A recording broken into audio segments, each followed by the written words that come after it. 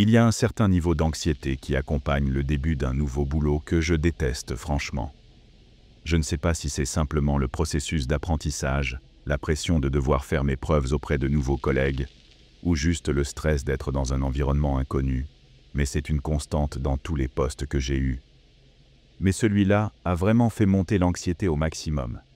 Et je ne pense pas que je vais y retourner après ce qui s'est passé la nuit dernière. Pour être parfaitement clair, si je tape dans le sable avec cette histoire, et que tu l'entends en ce moment, eh bien, ce n'est même plus moi qui déciderai si je retourne bosser ou pas. Ils vont probablement m'envoyer dans un site noir encore plus paumé que celui où je suis actuellement.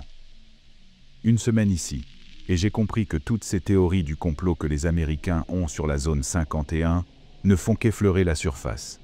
Alors autant y aller à fond et raconter toute l'histoire, non? Je suis dans l'US Air Force depuis environ 5 ans maintenant, et ce poste devait être ma dernière affectation. Mes supérieurs m'avaient dit que ce serait une formalité, ce qui m'a laissé un peu sceptique vu que j'étais en Allemagne pendant les 2 dernières années. Et c'était, faute de mieux, le boulot le plus pépère que j'ai jamais eu. Ils ont dit que ce serait tout aussi facile, sauf que je serais de retour au pays, dans le désert du Nevada. Garder un poste de sécurité, c'est pas si compliqué, non? À condition que tu gardes des humains, bien sûr. Mon premier jour a commencé comme tous les autres. J'arrive à la base, je trouve l'officier commandant sur place, et je reçois mes ordres directement de lui. Ils m'ont assigné à un officier plus âgé, un certain Mills, pour ma formation, et il a commencé à me guider à travers le bâtiment principal jusqu'à notre poste. D'après lui, tout ce qu'on avait à faire, c'était garder un œil sur les caméras de sécurité couvrant tout le site et prévenir la hiérarchie si quelque chose semblait louche. La base en elle-même était exactement ce qu'on attend d'une base militaire perdue en plein désert. Quelques grands bâtiments anonymes, entourés de clôtures barbelées et de fils de fer coupants. Franchement, je ne m'attendais pas à grand-chose en arrivant.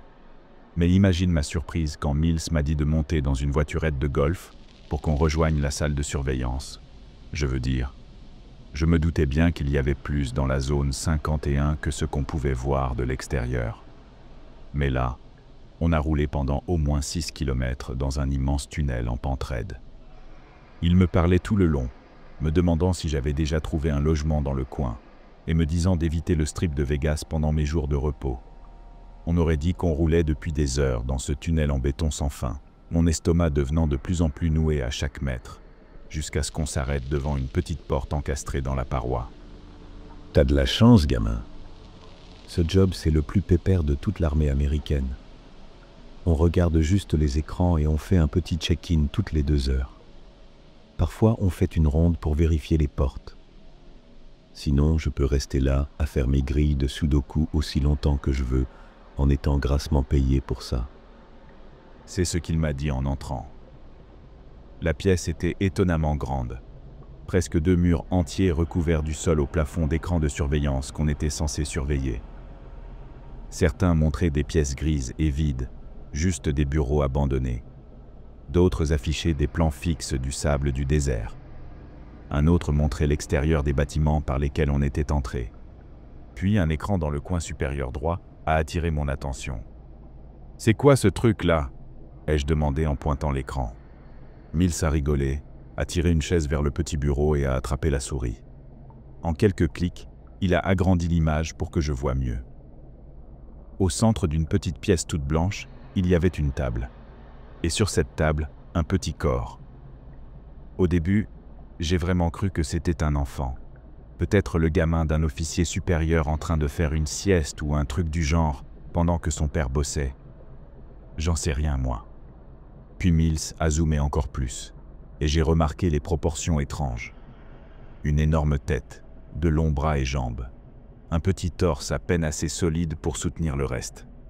La peau grise et pâle virait presque au blanc maladif, contrastant violemment avec les murs de la pièce. « Tu te fous de moi, là ?» ai-je lâché en regardant Mills. Il a souri, a secoué la tête, puis est revenu à l'affichage multivue. « Non.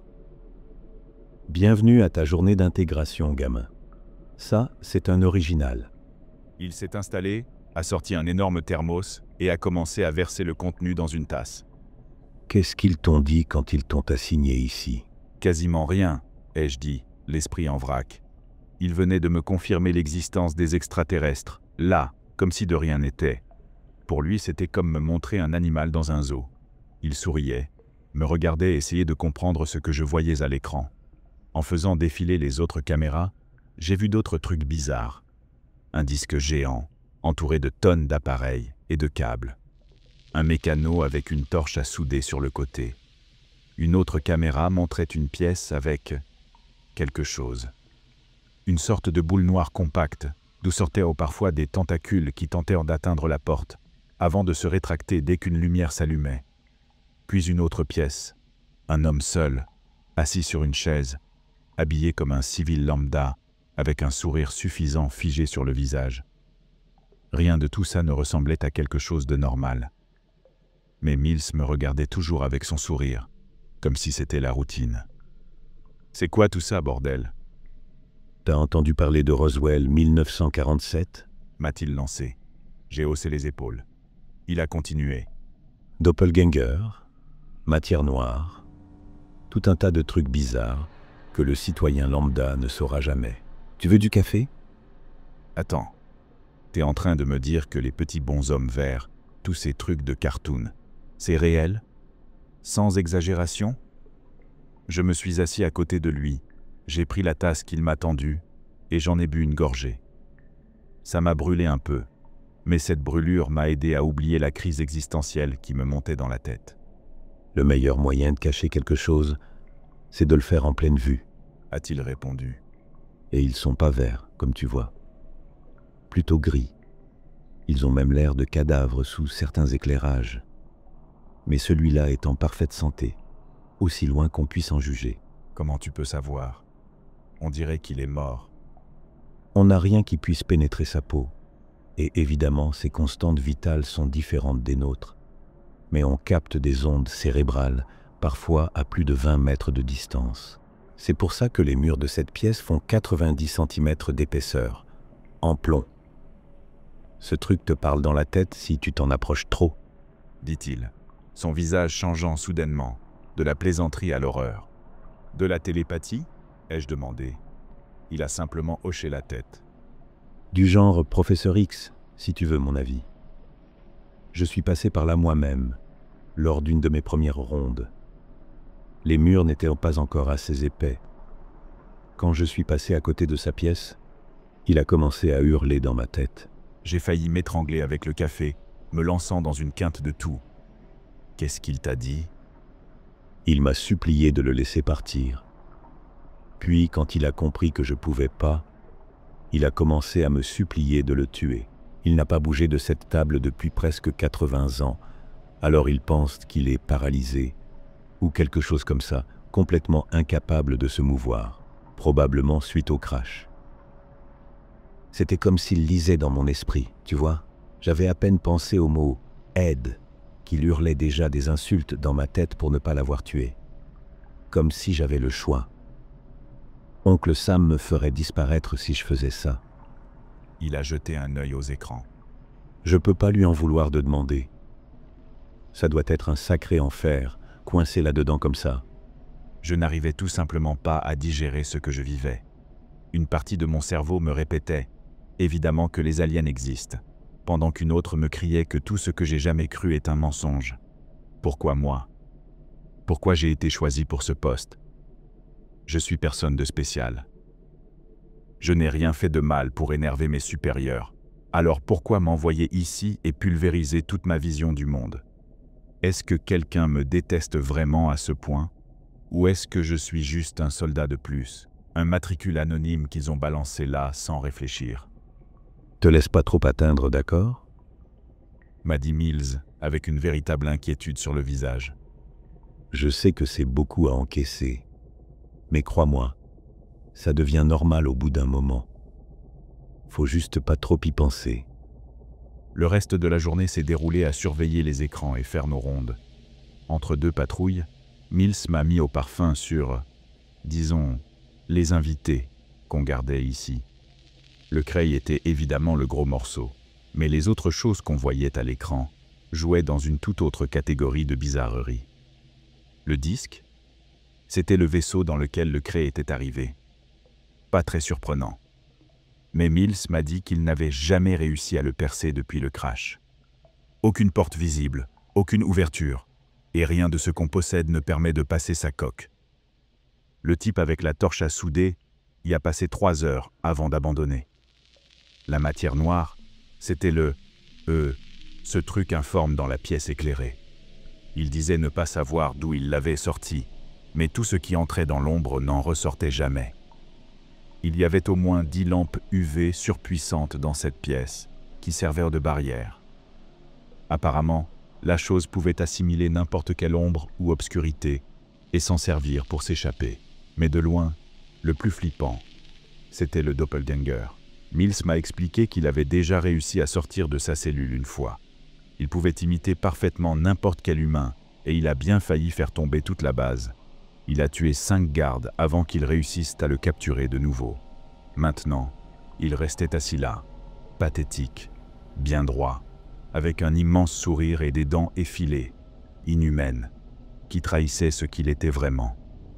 Ce truc me filait des frissons à chaque fois que les caméras pivotantes revenaient sur lui. Je suis rentré chez moi cette nuit-là, incapable de dormir. Je sais que ça semble cliché, mais découvrir qu'on n'est pas seul dans l'univers est terrifiant, du genre à détruire complètement ta vision de la réalité. J'ai été élevé baptiste, et même si je n'étais plus pratiquant, j'ai commencé à me demander si Dieu existait vraiment. Et s'il existe, pourquoi aurait-il créé ce genre d'horreur qu'on garde enfermés à la zone 51? C'était il y a 4 jours. Les 2 jours suivants ont été relativement calmes. Quelques abrutis conspirationnistes ont tenté de grimper une des clôtures près de la base supérieure. Mais ici, dans la base inférieure, personne ne savait qu'on existait. Mills me rendait fou avec ses discussions banales. Le gars est sympa, mais quand tu passes tes journées à surveiller des extraterrestres et des imitateurs mortels, parler de ton plat préféré ou de ce qu'il y avait à la télé la veille te semble complètement ridicule. Et puis, la nuit dernière, tout est parti en vrille.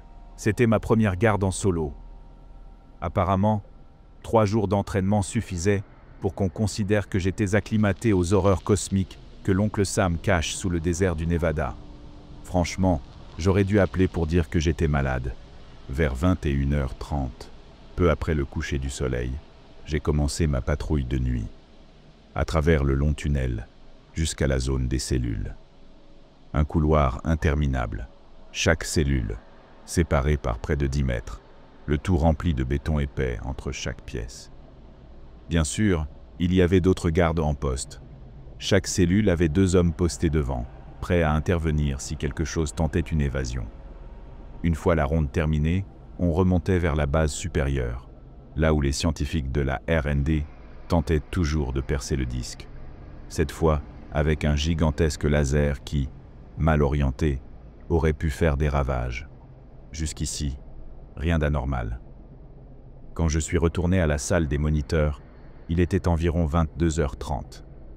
En parcourant les caméras, rien d'étrange. La matière noire baignait sous les UV, comme prévu pendant les heures de nuit. Pourquoi des lampes UV alors qu'on est à 30 mètres sous terre? Va savoir. C'est au-dessus de mon grade. C'est pas comme si la lumière du soleil atteignait ici. Le doppelganger était assis, regardant un coin de sa cellule. Je n'ai pas laissé la caméra allumée trop longtemps. Ça m'a glacé le sang. C'était comme si, peu importe la direction dans laquelle il regardait, il te voyait toujours. Je te jure, c'est lui qui m'observait, pas l'inverse. Et il n'y avait aucune putain de raison pour qu'il puisse me voir. Finalement, je suis passé aux caméras extérieures. Il y en avait partout à la surface, déguisées en cactus, en buissons, en rochers. Tout ce qui pouvait cacher une caméra en contenait une, couvrant chaque centimètre de la base réelle. C'est la caméra 46 qui a retenu mon attention cette nuit-là. Je ne sais pas si je l'aurais remarqué s'il n'y avait pas eu un ciel aussi clair. Toutes les étoiles brillaient à travers les objectifs, illuminant le désert entier, sauf en haut, à gauche de l'image. Là, les étoiles clignotaient et se déplacèrent légèrement, oscillant comme si quelque chose les balançait pour s'amuser. En regardant plus longtemps, ça a commencé à toucher d'autres étoiles proches, engloutissant presque tout le ciel visible avant de se stabiliser. En me penchant, prêt à appeler un des gardes en surface, quelque chose a flashé. Toutes les caméras se sont éteintes, les lumières aussi. La base a été plongée dans le noir complet, coupée de toute électricité. Avant même que je puisse attraper ma lampe torche, tout s'est rallumé. Mon visage s'est reflété sur l'écran noir, la peur clairement visible dans mes yeux. J'ai redémarré le système, impatient de relancer la caméra 46 pour voir ce qu'il se passait. Mon expression inquiète me fixait toujours quand les alarmes ont commencé à hurler partout dans la base. Alerte. Protocole de confinement actif. Restez à votre poste et signalez tout comportement anormal. Ne jamais ouvrir les portes des cellules. L'écran s'est rallumé, mais ce n'était pas la caméra 46. C'était mon propre visage, mais en couleur HD cette fois. Une rangée de dents acérées, un énorme sourire. Il me fixait. J'ai failli tomber de ma chaise. Le doppelganger fixait la caméra droit dans les yeux, me provoquant. Je ne sais pas comment il a pris mon apparence, s'il pouvait me capter via la caméra, ou si c'était juste au hasard, mais ça m'a glacé le sang. Wesh? Wesh? Qu'est-ce que tu fous là-dedans? Grésilla la radio. Je l'entendais à peine. Mon cœur battait trop fort. C'était un des officiers supérieurs qui m'appelait. Pendant ce temps, le doppelganger me regardait toujours depuis l'écran, comme s'il me défiait de faire un pas, d'agir. Les mains tremblantes, j'ai attrapé la radio et appuyé sur le bouton. « Oui, mon colonel. Je suis là. » Ma voix sonnait creuse, fragile, et le sourire du doppelganger s'agrandissait, comme s'il se nourrissait de ma peur. Qu'est-ce qui s'est passé là-dehors? T'as vu quelque chose sur les caméras? A-t-il enchaîné. Il y avait quelque chose dans le ciel, comme une sorte de scintillement, puis un flash, et tout s'est éteint, ai-je balbutié. Fils de pute. Ils sont de retour. Hurla-t-il. Qui ça? Qui est de retour? Sérieusement? S'il y avait eu des antécédents d'attaque, quelqu'un aurait pu me le dire, non? Histoire que je sois un peu préparé. Grace, Répondit-il simplement. C'est à ce moment-là qu'une énorme explosion fit trembler tout le bâtiment. En repassant sur les caméras de surface, je vis que le ciel n'était plus vide. Il y avait au moins 3 disques, exactement comme celui gardé dans les labos en bas. Ils flottaient dans le ciel. L'un d'eux tira un mince rayon de lumière vers le sol, provoquant une autre secousse. Les lumières vacillèrent, mais ne s'éteignirent pas cette fois. J'ai besoin que quelqu'un avec une vue sur l'extérieur me réponde. Qu'est-ce qu'il se passe, bordel? Cria une autre voix à la radio. Multiples hostiles repérés au-dessus des bases inférieures et supérieures. Répondit quelqu'un d'autre. En cliquant frénétiquement à travers les écrans, j'en vis encore plus. Les disques flottaient au-dessus de la base, tirant sur les bâtiments, les enflammant, les détruisant. Il m'a fallu toute ma volonté pour ne pas m'écrouler dans un coin et me mettre à pleurer, à me convaincre que tout ça n'était qu'un cauchemar. On a un problème bien plus grave. Dit la voix à la radio. La matière noire s'est échappée quand le courant a été coupé. C'est pas bon. Je lui ai demandé si je devais fuir. J'essayais désespérément de trouver un moyen de m'en sortir. Peu importe le boulot. Le seul moyen de fuir que je connaissais, c'était ce tunnel qui remontait vers la base supérieure. Mais même si je réussissais à monter là-haut, il restait le problème de ces putains de soucoupes volantes qui m'évaporeraient, probablement à vue. Peut-être que la meilleure solution, c'était de rester ici, caché, ignoré, et attendre que tout se calme avant de m'enfuir. Une autre voix a hurlé à la radio pleine de douleur. « À l'aide! Envoyez des renforts à la base supérieure. Ils arrivent !» J'ai basculé les caméras, juste à temps pour voir les disques émettre un faisceau encore plus puissant de lumière. Au sol, là où la lumière frappait, d'autres créatures sont apparues. Elles ressemblaient exactement à celles allongées sur la table, plus loin dans le couloir, sauf qu'elles étaient bien plus dangereuses. Un soldat a foncé vers elles, levant son arme et tirant plusieurs balles sur la tête énorme de l'un des aliens. Les balles se sont arrêtées net en plein vol, flottant dans l'air comme dans Matrix, avant de tomber, inoffensives, sur le sol. Le gris n'a pas particulièrement apprécié. Et honnêtement, je ne peux pas lui en vouloir. Personne n'aime se faire tirer dessus. Mais il n'a même pas vraiment bougé. Il a simplement tourné la tête vers le soldat. Et ce que j'ai vu ensuite? Rien. Pas même les pires films d'horreur ou des années à traîner sur LiveLeak ne m'y avaient préparé. Quelque chose a soulevé le tireur dans les airs, comme par des mains invisibles. Il se débattait, suppliant qu'on le relâche. Avant que quelqu'un puisse intervenir, il a commencé à se plier, sur lui-même. Je n'entendais pas les os craquer à travers les caméras, heureusement. Mais les micros captaient ses hurlements. Il s'est comprimé de plus en plus, jusqu'à n'être plus qu'une masse de chair de la taille d'une balle de baseball, compressée, dégoulinante de sang, suspendue dans les airs. « Mon Dieu !» ai-je murmuré. Le gris a alors bougé légèrement la tête, et la boule de chair s'est envolée à toute vitesse, transperçant l'estomac d'un autre soldat qui approchait. Elle l'a traversé de part en part, arrachant intestins et vertèbres dans une gerbe sanglante. Le gris a continué sa route comme si de rien n'était, écrasant tout sur son passage. Je ne pouvais qu'observer, paralysé de peur, alors qu'il avançait calmement à travers une douzaine d'hommes, les éliminant sans lever le petit doigt. D'autres créatures ont commencé à descendre, rejoignant leurs congénères dans sa progression meurtrière. « Repliez-vous. Des renforts arrivent. » hurla une autre voix à la radio. Sur un des grands écrans, j'ai vu un jet décoller depuis une piste voisine, déjà en train de faire demi-tour pour tirer sur les disques flottants. 2 hélicoptères l'ont suivi, prenant position. Puis, ils ont tiré. Des explosions ont illuminé le ciel. Mais un flash lumineux est apparu sur le disque le plus proche du sol. Les projectiles ont explosé en plein vol, avant même de toucher leur cible. Une seconde plus tard, un petit rayon laser a jailli du disque, tournoyant rapidement sur son pourtour. Lorsqu'il a traversé les hélicoptères et l'avion en un arc parfait, ils se sont littéralement fendus en deux, engloutis par les flammes de l'explosion. C'était l'enfer. Rien de ce qu'on avait ne pouvait rivaliser avec ces trucs-là. Il n'y avait plus qu'une seule option, fuir. Sauf que je ne pouvais pas. Le craie, ou la chose, approchait par le tunnel. Et c'était ma seule issue. L'autre direction, c'était les cellules. Et vu que la matière noire s'était échappée, pas question de m'y aventurer. Alors j'ai attendu.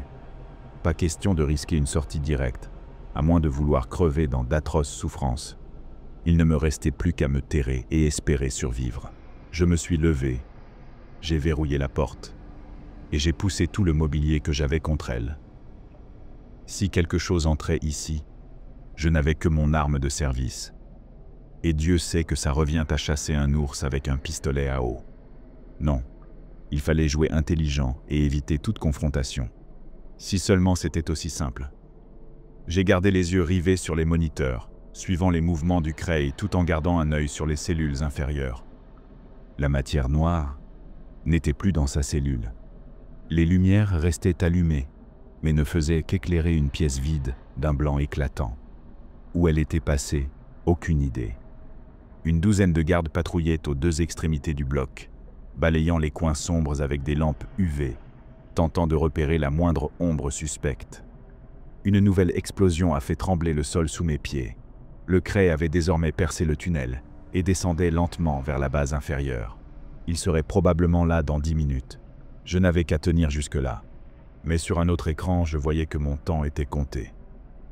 L'explosion précédente avait fait vaciller la lumière, plongeant une moitié du bloc en obscurité totale, ne serait-ce qu'une fraction de seconde. C'était tout ce dont la matière noire avait besoin. Elle avait dû profiter de ce court instant pour se faufiler derrière les soldats, à l'extrémité du couloir. Et alors qu'ils agitaient frénétiquement leurs lampes, des ombres ont commencé à les avaler un par un. C'était presque cartoonesque. Des gouffres de ténèbres surgissaient dans les murs ou le sol, comme une blague visuelle. Sauf que c'était bien réel. Et ceux qui y tombaient semblaient être déchiquetés, alors qu'ils étaient tapés. « Hé mec, laisse-moi entrer !» a crié une voix derrière ma porte. Il frappait, paniqué. Je ne pouvais pas lui en vouloir. « Allez, ils arrivent. Me laisse pas crever, je t'en supplie. » Attends, Faut que je bouge les meubles, ai-je hurlé en déplaçant les chaises. Dépêche-toi, Wash. S'ils me voient, ils vont me tuer. Hurla-t-il. J'étais en train de déverrouiller la porte, quand je me figeai. Ma main était sur le loquet. Je me suis tourné lentement vers les moniteurs, terrifié à l'idée de voir ce que je craignais. Il n'y avait que 2 personnes à qui j'avais donné mon nom sur cette base. Le commandant de la base supérieure et Mills. Aucun d'eux n'était ici ce soir. Et comme je le redoutais, l'écran affichant la cellule du doppelganger montrait désormais une pièce vide. « Wash, laisse-moi entrer !» cria la voix à nouveau. Quelque chose clochait. C'était comme plusieurs voix en même temps, récitant la même phrase, mais désynchronisées, ne s'accordant pas tout à fait. « Laisse-moi entrer. Laisse-moi entrer. Laisse-moi entrer. » Je n'ai eu d'autre choix que de remettre les meubles devant la porte, priant pour que ça parte. Je ne sais pas comment il connaissait mon prénom, mais quand il parlait, mon sang se glaçait. Il y avait dans cette voix une malveillance pure, une intention de me faire souffrir. Et je savais qu'il ne voulait pas me tuer. Non, il voulait me faire autant de mal que possible. Je suis retourné me cacher derrière le bureau, me suis glissé dessous et j'ai mis mes mains sur mes oreilles. Mais il continuait à hurler, prenant la voix d'autres personnes, m'implorant d'ouvrir, puis hurlant avec rage que je le laisse entrer. Et puis, il s'est lassé. Il a cessé de frapper, cessé de crier. J'ai attendu quelques minutes, trop effrayé pour sortir de ma cachette. J'étais persuadé qu'il m'attendait derrière le bureau, ce sourire énorme, plein de dents, prêt à me dévorer à la seconde où je me montrerais. J'ai pris une profonde inspiration. J'ai rampé lentement hors de ma cachette, pendant que les moniteurs hurlaient toujours le chaos au-dessus de moi. La base supérieure était un carnage total. Le feu partout. Même si je réussissais à passer le tunnel et retourner là-haut, survivre aux flammes serait une autre histoire. Et même si je m'en sortais, je n'avais aucune idée de l'état de ma voiture. Elle avait peut-être été écrasée. Marcher à travers le désert, en pleine nuit, c'était presque aussi dangereux que les aliens. Les lumières ont de nouveau vacillé, alors qu'une autre explosion secouait la base. En regardant les écrans, je voyais les Greys approcher de ma section du tunnel. Je ne pouvais que rester silencieux, priant pour qu'ils ne cherchent pas à regarder ici, en poursuivant leur chemin de destruction. C'était trop demandé, surtout avec la chance que j'ai. Le premier Grey, celui qui menait le groupe, s'est arrêté juste devant ma porte. Il a levé une main, et j'ai entendu le métal commencer à se tordre et grincer. Je me suis précipité sous le bureau, me tassant autant que possible, désespéré à l'idée d'échapper à leur regard, quand la porte s'est arrachée des gonds sans même qu'ils la touchent. Je suis presque sûr d'avoir poussé un petit cri involontaire, quand la porte a percuté le mur et est tombée au sol dans un fracas terrible, juste avant que le Grey n'entre dans la pièce. Je ne voyais que ses pieds, pendant qu'il marchait calmement, inspectant les lieux à la recherche de... je ne sais quoi. Il s'est arrêté devant les moniteurs, et il y est resté pendant la minute la plus longue de ma vie, avant de ressortir et de guider les autres vers l'avant. À ce moment-là, j'ai compris. Ils allaient chercher celui qui était encore dans la cellule, plus loin dans le couloir. Apparemment, les extraterrestres aussi ont un code. Aucun des nôtres ne reste derrière. Qui a dit qu'on n'avait rien en commun, hein? Dommage qu'ils soient en train de nous massacrer pour s'assurer que ça arrive. Je devais sortir d'ici. Plus d'excuses possibles. J'étais complètement exposé, vulnérable, sans issue. Il fallait que je bouge, et vite. Les Greys étaient déjà assez loin dans le tunnel pour que je puisse m'éclipser sans me faire repérer. J'ai passé la tête dehors, vérifiant qu'aucun retardataire n'était là pour me plier en origami avec l'esprit. Puis j'ai commencé à courir vers la base supérieure. Très vite, j'étais essoufflé.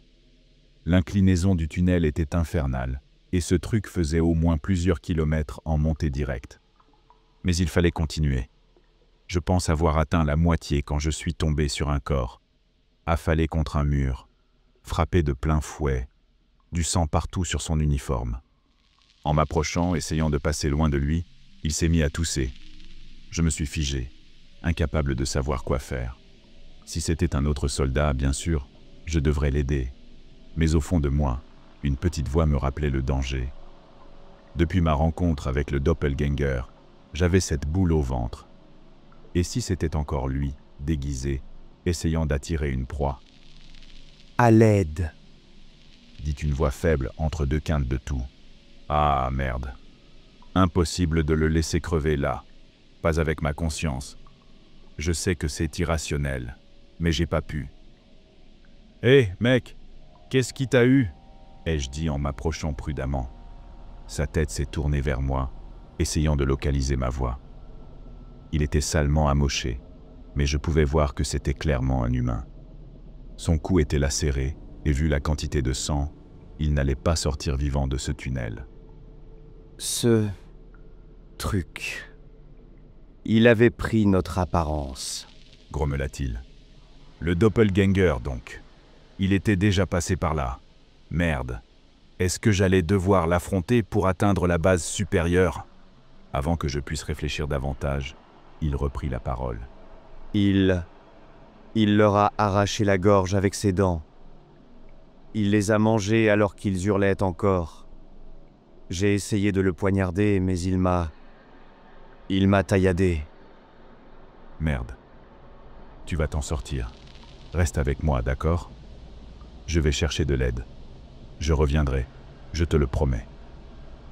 C'est la mort. Là-bas. Dit-il en pointant le tunnel vers la base inférieure. J'ai regardé devant moi.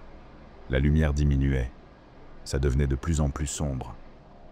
Oh putain, fut tout ce que j'ai réussi à dire. Une ombre immense venait d'apparaître au fond du couloir. Elle avançait lentement, mais sûrement, sortant des ténèbres. Dieu sait ce que ce truc est capable de faire à l'extérieur. Mais je n'allais pas rester pour le découvrir. J'ai attrapé le soldat, l'ai mis sur mon épaule, et j'ai commencé à avancer aussi vite que possible. Mais il était lourd, inerte, presque glacé au toucher, totalement incapable de m'aider à échapper à une mort certaine. On a fait quelques mètres avant que je trébuche sur l'une de ses jambes.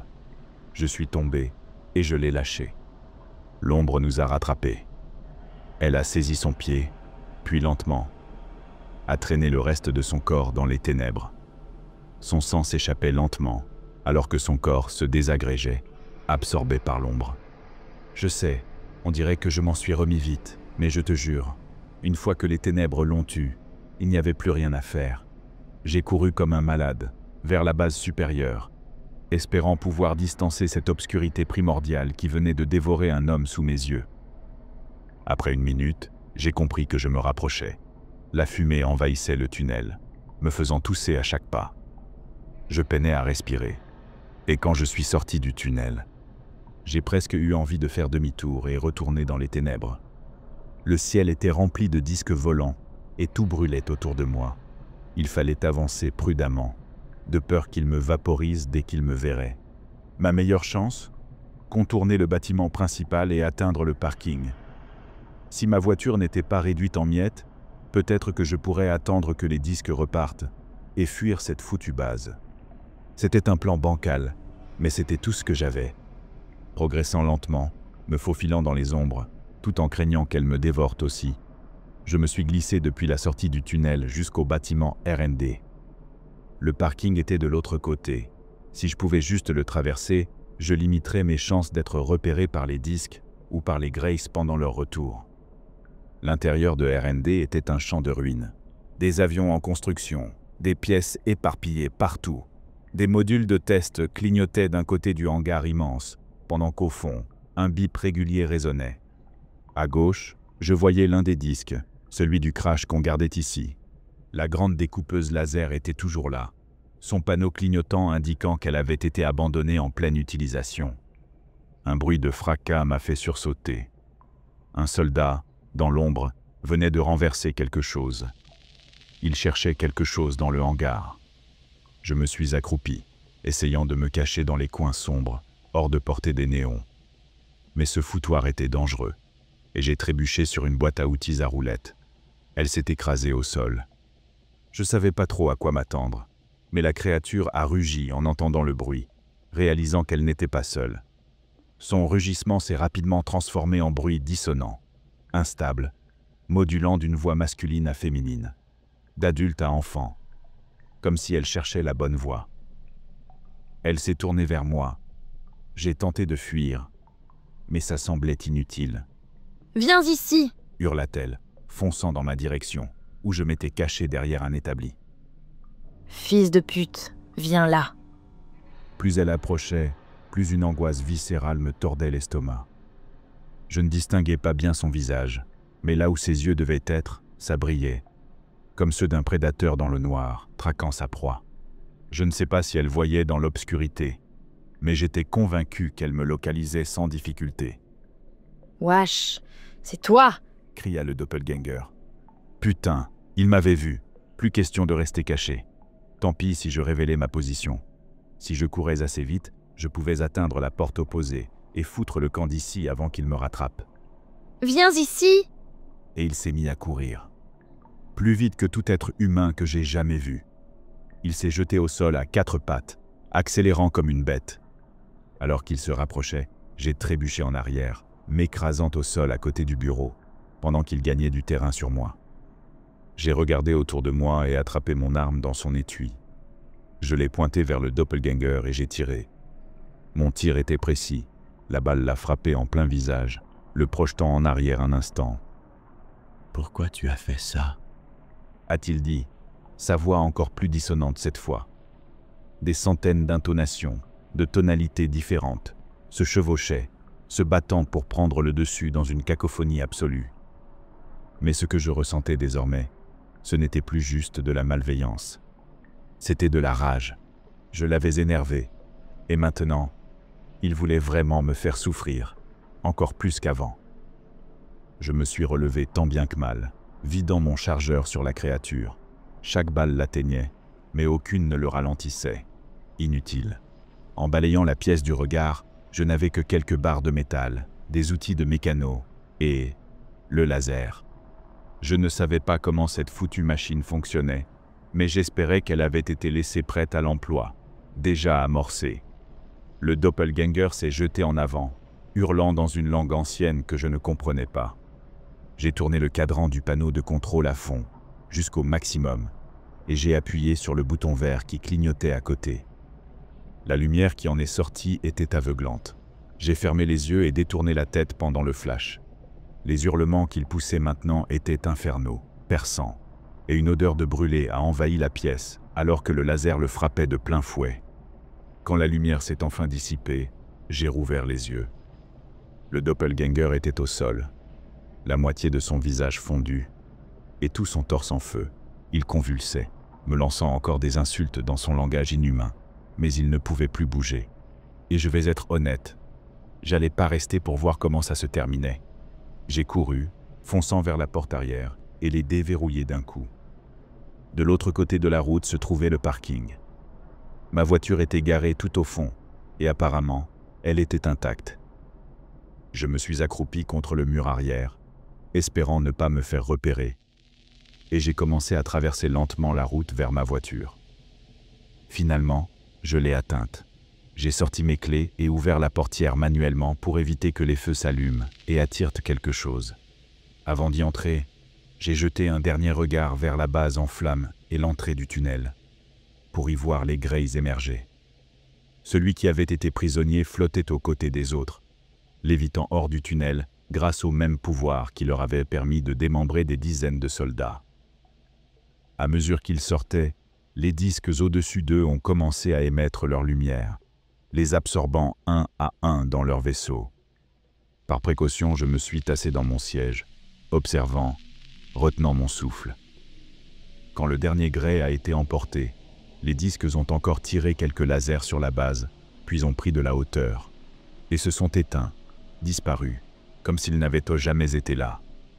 Juste après, un laser a frappé le bâtiment R et D, provoquant une énorme explosion et me projetant une vague de chaleur en pleine figure.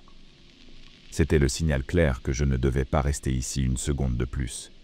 J'ai tourné la clé, enclenché la vitesse et écrasé l'accélérateur, manquant de percuter une autre voiture en démarrant.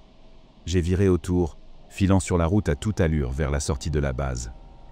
La barrière était baissée, mais je l'ai défoncée sans ralentir. Il n'y avait plus personne pour l'ouvrir de toute façon. Les flammes étaient encore visibles dans mon rétroviseur pendant près de 20 minutes, s'élevant dans le ciel nocturne, alors que je m'éloignais le plus loin possible de cet enfer. Je suis rentré chez moi, presque surpris qu'aucun flic ne m'ait arrêté pour excès de vitesse.